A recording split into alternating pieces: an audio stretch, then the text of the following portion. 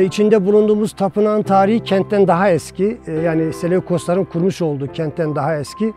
Buradaki tapınakta ay tanrısı Men'e tapınılmaktaydı. Men inancı vardı. Monoteist bir inanç bu. Öyle antik dönemi anlatırken hep çok tanrılara taparlardı diye hikayeler anlatırlar ama burada öyle değil. Burada bir tek tanrı inancı var. Ve Anadolu kökenli, aslında Mezopotamya'da gelmiş olsa da Frikya bölgesi dediğimiz Afyon Eskişehir bölgesine bağlı olan ay tanrısı Men'in tapınımı vardı. Demir çağla birlikte, yani binli yıllardan itibaren burada bir sunak olmalı. Sonrasında Seleukoslar döneminde buraya büyük bir tapınak inşa ediliyor. Şu an arkamda gördüğünüz tapınak o büyük tapınak. Müzelerin öyküleri vardır ve bazı öyküler bizi çok şaşırtır. Ay tanrısı Men'in tapınağını gördükten, kalıntılarını gezdikten sonra şaşkınlığımız bir kez daha arttı. İyi ki bu belgesel serisini çekmeye başlamışız. İyi ki bu tapınağı görmeye Yalvaç'a kadar gelmişiz. Anadolu'da örneği olmayan bir tapınak. Neden örneği olmayan? Çünkü Anadolu'da ay tanrısına tapınıldığını antik kaynaklar, Plinius olsun, Strabon olsun, birçok antik kaynak anlatıyor. Tapınaklarından da bahsediyor. Ancak Anadolu'da yerini kesin bildiğimiz tek yer burası. Strabon'un Coğrafya adlı eserinde Men'in aydınlık getiren ve geceyi yöneten bir tanrı olarak kabul edildiğini, aynı zamanda bereket ve adaletin simgesi olduğunu belirtmiştir. Strabon, Men'in Frigya'da özellikle saygı gören bir tanrı olduğunu ve insanların günlük yaşamlarında Men'e büyük bir önem atfettiklerini yazmıştır. Yaklaşık Antiyokya merkeze 5 kilometre uzakta, yani kent merkeze 5 kilometre uzakta. Buraya iki tane kutsal yolla gelinmekte. Yollar şimdi günümüz yolu onun üzerinde geçmekte. Yolun iki tarafında tapınağa gelenlerin nerede hangi duayı hangi ile okuyacaklarını belirten adak stelleri var. Üzerinde hilal betimlemeli olan adak stelleri var. Ve buraya geldiklerinde ibadet ediyorlar. Bir haç merkezi burası. Yani antik dönemin Vatikanı diyelim. Değil, yani burada sivil bir yaşam söz konusu değil, nekropol da yok. Ölüler de buraya gömüyorlar.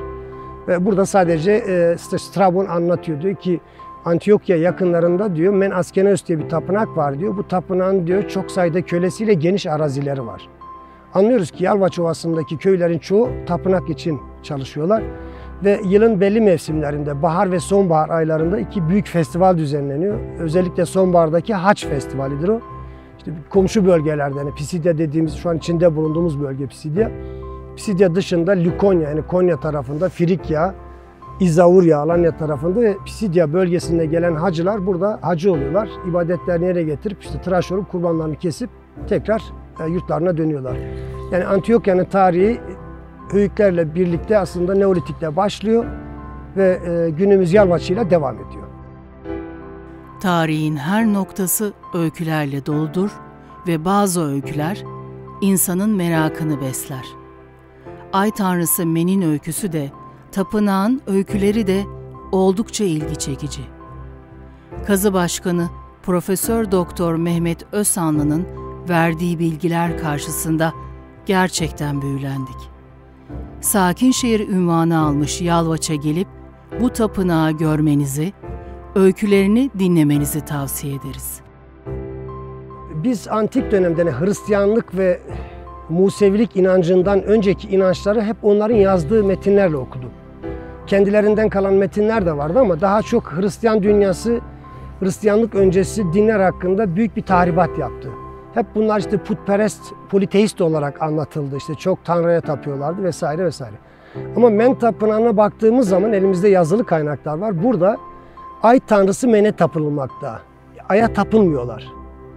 Ay sadece Tanrı'nın görünen yüzü olarak algılanıyor.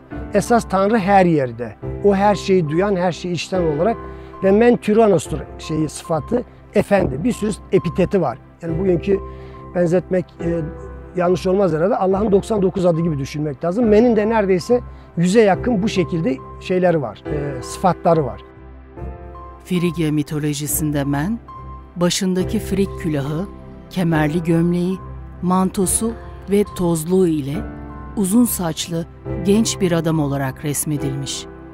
Mısır mitolojisinde şahin başlı bir tanrı olarak tasvir edilmiş. Yunan mitolojisinde Apollon'un kardeşi Artemis'le ilişkilendirilmiştir. Men tapınımına baktığımız zaman burada insanlar aslında günümüze benzer bir şekilde olduğunu görüyoruz. İşte şu kapıdan içeri girebilmek için sizin bir kere domuz eti ve sarımsak yememiş olmanız gerekiyor. Eşinizle akşam yattıysanız sabah mutlaka abdest ya da yıkanmış olmanız gerekiyor. Kadınlar mesela regl oldukları zaman 7 gün yıkanamazlar. 7. günün sonunda yıkandıkları zaman tapınağa girebilirler. Loğusal haldeki kadınlar mesela 40 gün tapınağa giremezler. 40. günün sonunda yıkandıktan sonra tapınağa girerler. Ve buraya geldikleri zaman ne yapıyorlar? Tapınağın içine girilmiyor. Kapıdan içeri giriliyor. Tapınağı çevreleyen temenos'un önünde stoa var, revak var. Önce insanlar geliyor, şu an benim durduğum yerde duruyor. Rahip hemen pronaos dediğimiz bu ön alanda durup ilahiler okuyor, dualar okuyor. Dua ve ilahiler bittikten sonra insanlar bu stoadan başlıyorlar yürümeye, tapınağa tavaf ediyorlar. 3, 7 ya da 9 defa rakam olarak da günümüze benzer bir şekilde tavaf ettikten sonra tekrar buraya geliyorlar. Orada duran rahip yine dualar ve ilahiler okuyor. Kurban altarın hemen yanında bağlanıyor. Daha çok boğa kurban ediyorlar. Kurbanlar kesiliyor. Kesildikten sonra bunun iç organları yakılıyor. Geri kalan kısmı daha çok işte bir halka dağıtılıyor ya da rahip sınıfının yemiş olduğunu görüyoruz. Tapınağın kalıntılarında dolaşırken, manzarasını seyrederken bu kutsal alanın yeterince bilinip bilinmediğini düşündük. Gerçekten ilginç bir tarihi var buranın ve çok daha fazla kişi tarafından bilinmesi gerekiyor. Neden Ay Tanrısı? Yani onu da izah edeyim. Ay Tanrısı'nın tercih edilme sebebi şu: İnsanlar en erken dönemden itibaren güneş ve aydan çok etkilenmişlerdir. İşte güneş doğmasa her şey biter, yaşam biter. Ama güneşten çok aydan etkilenmişlerdir. Çünkü ayın kendi içerisinde bir döngüsü ve halleri var. Güneş her zaman sabah doğar, akşam batar. Hep standarttır. Onun küçülmesi, büyümesi söz konusu değildir. Ama ay öyle değil. Ay hilal olarak doğar. Doğduktan sonra yavaş yavaş kilo alır, hamile kalır, doğum yapar, tekrar zayıflar ve kaybolur. Yani 27 gün görülür, 3 gün görünmez. 3 gün ayı göremezsiniz. Bu 27 gün aynı zamanda kadın regl dönemine tam denk gelen bir sayı olarak bize verir. Ayın kendi içerisinde bir çekimi vardır. İnsan üzerinde etkileri vardır. İşte dünya üzerinde metcezir dediğimiz olaylar vardır. Bu da nedir? Yani bütün canlılar zaten 4 elementten oluşmuştur. Bu element içerisinde ne var? En yüksek olan sudur. İnsan vücudunda %72 yakın bir su oranı var. Kanla birlikte hesaplarsak. Ve ay dolunay olduğu zaman ne yapıyor? O bir çekim yaratıyor ve insanların ruh halini değiştirmiş olduğunu görüyoruz. Bundan dolayı ayı daha çok tercih etmişlerdir. Hocamızın anlattıklarından ve yapabildiğimiz yetersiz araştırmalardan Men kültünün farklı dönemlerde ve bölgelerde farklı şekillerde yaşanmış olduğunu, bu tanrının özelliklerinin ve ritüellerinin antik dünyanın zengin mitolojik dokusuna önemli bir katkı sağladığını düşünüyoruz. Mezopotamya'da bunun kökenine baktığımızda Mezopotamya'da ay tanrısının adı Sin'dir. Sin dediğimiz kavram da oradan gelir, Sin'dir. Sin'in oğlu Şems'tir, yani Şamaş'tır. Kızı da İştar'dır, Star, yıldızdır. O yüzden baba tanrı olarak ay tanrısı verilir. Burada da aynı şekildedir. Men ay tanrısı olarak verilir. Nasıl verilir? Betimlemelerine baktığımız zaman omuzlarında ayçalar çıkar. Hilalin uçları çıkar. Başında bir frik başlığı vardır. Genelde genç ve sakalsız betimlenir. Ama şunu da söyleyeyim, insanlar gidip onun heykelin önünde durup da ona tapmazlar. O her yerdedir. O her şeyi duyan ve işten olarak sıfatları vardır. Bu şekilde bir tapınımı vardır. Teşekkürler Mehmet Özhanlı Hocam. Teşekkürler tarihi gün yüzüne çıkartmak için gösterilen tüm çabalara. Isparta'ya yolunuz düşmese de, Yalvaç'tan geçmeseniz de ne yapıp edip tapınağı görmeye gelin.